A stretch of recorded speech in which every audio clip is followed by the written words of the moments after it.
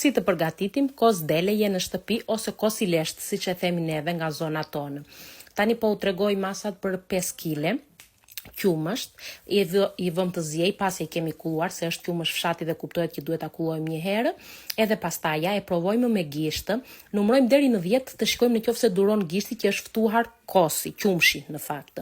Nëse është ftuar e duron gishti, atëherë i hedhim farën e kosit, i hodhëm 2 lugë, siç e holluam pak me ujë, farën e kosit, edhe pastaj i hodhëm pak qumësh brenda, edhe ja hodhëm brenda. E mbulojmë me batanie që të rrijë ngrohtë, edhe e lëmë për 2 orë.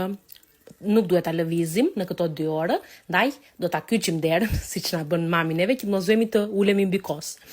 Edhe pas 2 orëve, kosi është gati, edhe shikoni sa e mirë që delë. Shikoni.